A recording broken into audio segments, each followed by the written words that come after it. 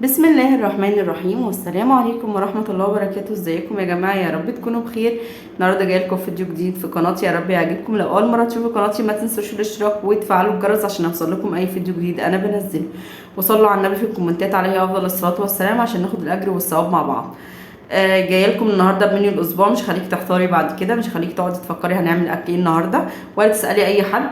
تابعيني وتابعي قناتي وان شاء الله هننزل مع بعض فيديوهات حلوه جدا.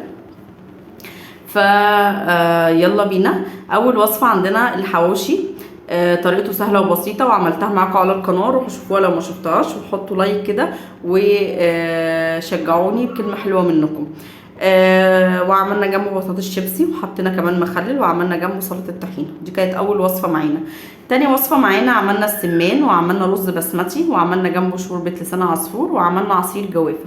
وبرده طريقته سهله وبسيطه، ما خدتش واقفه مننا كتير في المطبخ، وكانت وصفتنا معانا على القناه. روحوا برده شوفيها وحطي لي لايك. تمام.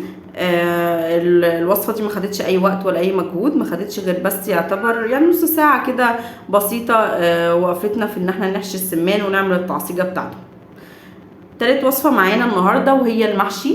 انا عارفه ان دي وصفه مش صيفيه خالص وفي ناس مش بتحب تعملها في الصيف، بس بيجي علينا وقت وبنبقى محتاجين ناكل حاجه دسمه، حاجه تقيله بقالنا فتره ما كلناهاش، تغيير. فعملنا بقى محشي هياخد منك وقفه شويه، محترمين في المطبخ، هيفرهدك شويه بس بتساعدي بيه زوجك واولادك لان هو يعني وجبه بقالك فتره اكيد ما عملتهاش. تمام. رحت جبت ورق عنب. الورق العنب يا جماعه عندنا غالي جدا جدا، مش عارفه ليه، يعني نازل الكيلو ب 120. انا ما اعرفش حد زي كده ولا لا، فقولوا لي اسعار الورق العنب عندكم في كل حته انتوا فيها عشان نقارن مع بعض الاسعار. جبت ربع كيلو وجبت كرنبايه ب20 جنيه، وكان عندي نص بطايه عملتها وعملت منها شويه شوربه لسان عصفور حلوه كده، وعملت كمان عصير مانجا. تعبنا شويه، فرهدنا شويه، بس كان اكله حلوه، اكله دسمه. بقالنا فتره كبيره ما كلناهاش، مش طول الوقت هنعمل نواشف، مش طول الوقت سندوتشات، لان بيجي علينا وقت ونبقى نفسنا نعمل لطفلنا او زوجنا اكله تكون دسمه حلوه. في ناس كتير ما بتحبش الاكل ده في الصيف، يعني في ناس بتحبش اكلات الشتوي تبقى في الصيف زي العدس مثلا. العدس ده اكله شتويه 100%، ومش متعبه على فكره خالص، ما بتاخدش وقت في المطبخ نهائي. بس في ناس تقولك لا العدس ده شتوي، بس في ناس بتحبه جدا في الصيف، تقول لك انا بقالي فتره كبيره ما اكلتش عدس، ايه رايك لما ناكل النهارده عدس؟ فده يا جماعه بيبقى النفس مش اكتر، وتغيير برضو عن الاكلات النشويه وعن السندوتشات وعن الحاجات اللي احنا بنعملها. بنبقى محتاجين زي ما قلت لكم اكله دسمه، اكله تكون تقيله. فعشان كده ممكن نقف شويه في المطبخ حلوين ونعمل احلى محشي مع بعض. حطي لي بقى لايك منك حلو.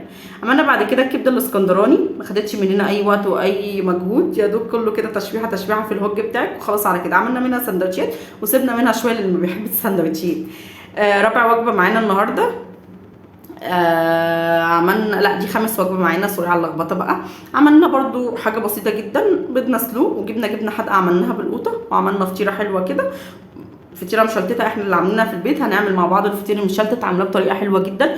ان شاء الله الوصفات اللي ما نزلتش معاكم على القناه هتنزل معاكم قريب جدا. وعملنا كمان جنبه بطاطس شيبسي، وقضينا اليوم وكان يوم حلو جدا، وكان يوم لذيذ جدا وسهل وبسيط وما فيهوش اي وقفه في المطبخ ولا اي فرهده ولا اي مجهود.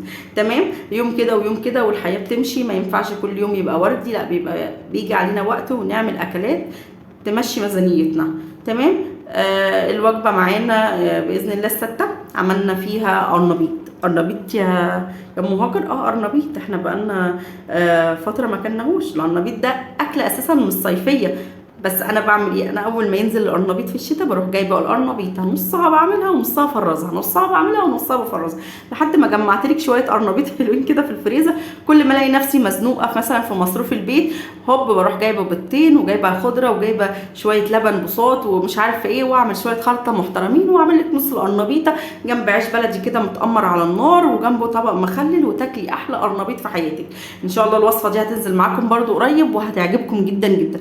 فعشان كده اللي ما شافش قناتي سوري، اللي شايف قناتي تحط لايك وتشترك وتفعلي الجرس عشان هيوصل لك احلى منيوهات واحلى ميزانيه واحلى فيديوهات واحلى روتينات مع بعض باذن الله. فتابعيني وخليكي معايا. تمام. ادي كده الوصفه بتاعتنا اهو، القرنبيط بطريقه سهله وبسيطه، ما خدتش مننا اي مجهود ولا اي وقفه في المطبخ. برده ما عملناش جنبها اي حاجه تانية، لان القرنبيط لوحده مفيد ومغذي في كل حاجه، في بيض وفي لبن وفي دقيق وفي خضره، كل حاجه مغذيه في القرنبيط. عملنا جنبه ايه يا ام هاجر؟ حطينا جنبه عيش متأمر زي ما قلت لك، وجنبه شويه مخلل، وهوب ضربنا سندوتشات وكلنا كلنا احلى اكله. تحفه بجد والله، تحفه. فلو وصلتي لحد هنا في الفيديو حطي لايك، ولو عجبك المنيو بتاعنا حطي لايك، وهاتي ورقه وقلم واكتبي ورايا منيو الاسبوع. شوفي الوجبه اللي هتريحك وخديها. في وجبات مش حابه انك تعمليها براحتك، مش متوفر عندك القرنبيط الغي القرنبيط، فانت شوفي الوصفه اللي تريحك. اخر وصفه معانا النهارده في الاسبوع عملنا فيها مكرونه سباكيتي، وكان عندي نص فرخه في الفريزر طلعتها وعملتها في الكيس الحراري، وعملنا جنبها طبق بطاطس كده جميل، وعملنا كمان عصير عناب. عصير العناب ده عباره عن كركديه وتمر، هنعمله مع بعض برده الفتره الجايه، والوصفه دي باذن الله هتنزل لكم على القناه قريب جدا. فاللي ما شافش اي وصفه من الوصفات دي، في وصفات نزلت يروح يشوفها، والوصفات التانية يتابعني عشان هيشوف احلى وصفات معاكم. وصلتوا لاخر الفيديو بتاعنا، ما تنسوش بقى تحطوا لي لايك، واقدر اقول لكم